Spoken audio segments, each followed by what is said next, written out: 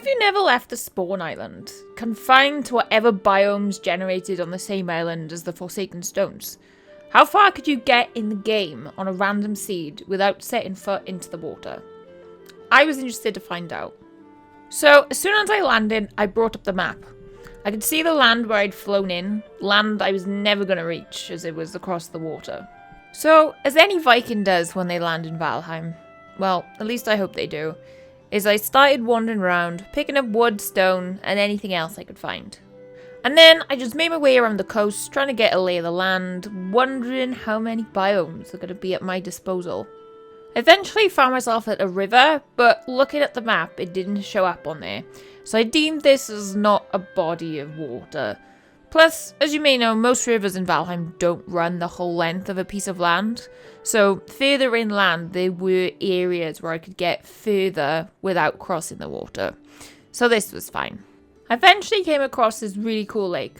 I definitely wanted to build my house here later. So I actually walked around in a circle and found myself back at the stones. And then I realised I hadn't activated the Vegdraseer for Eikthyr. And I was nervous that Eikthyr was going to be unobtainable. But luckily, it wasn't too far away. So I went to the site for a quick visit and carried on my search for different biomes from here. I'd never spawned on an island where there wasn't at least black forest on the same island as you spawn. And I was wondering, is it even possible to just have the meadows on the spawn island? If you know that it's possible, let me know in the comments. So I did eventually find some black forest, and I had to celebrate a little. From this point, I knew it was possible to get bronze if I could find enough circling cores in the burial chambers. Not long after that, I found a mountain biome, which was even more exciting. I knew that I could potentially get silver by hammering the ground and waiting for the too hard notification to pop up, as well as the ability to tame wolves, get my hands on some crystal, and potentially get some onion seeds too. So after one day, I realised I could potentially work my way all the way up to a silver set without even needing to do the Elder of Bone Mass, as I could use the chair glitch to get myself into the crypts without needing the crypt key. Although I still needed to find myself some circling cores, or none of those things would happen, so I headed back into the Black Forest. So I found myself some carrot seeds, and I also found a cool shipwreck, as well as waved at the land that I'll never get to see. But I did eventually come across an area where I thought, does this count as crossing the water? On the map, you could see the water in between the islands, so I deemed it as a no. It started to get dark, and by day 3, I still hadn't found any burial sites. I realised that I had covered pretty much the whole island by now, with the only biome I could see that I hadn't ventured in being the mountains, which I didn't want to go in without frost potions, which I wouldn't be able to make without getting my hands on circling cores. I was starting to give up hope that my journey was going to end there, but I had to keep believing. So, to keep my spirits up, I decided to take on Eikthyr.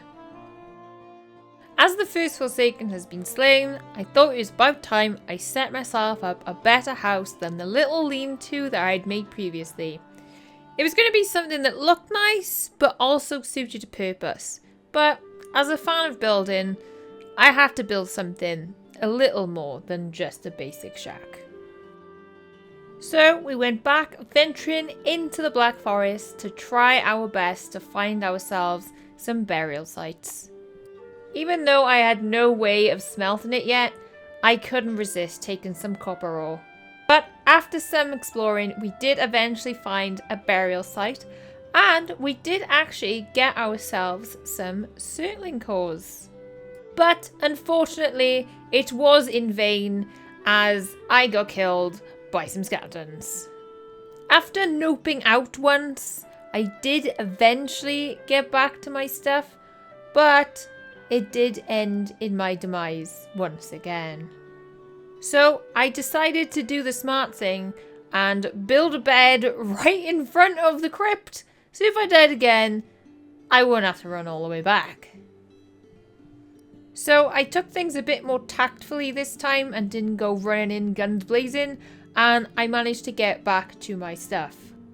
Wandering around the Black Forest trying to find ourselves another crypt so we could get as many circling cores as we could, I found myself my first troll but we managed to take him down with no issues. I do eventually find another burial site, which gives us enough cores to make a smelter. I also found the Vegaseer for the Elder, but as was expected, it was on a different island, but quite a lot closer than I was expecting. I also took the treasure just in case we managed to find the trader. Back home, and it was time for me to make a smelter. Now, I only had enough surtling cores to build either the kiln or the smelter, which was fine as I could burn food in order to make coal. I also just found out that I could have just built a kiln, made a whole load of coal, broke it down, and then built the smelter. But I didn't think of that, did I? Many animals were killed for coal. I also realised that my house would never be able to get insurance against flooding.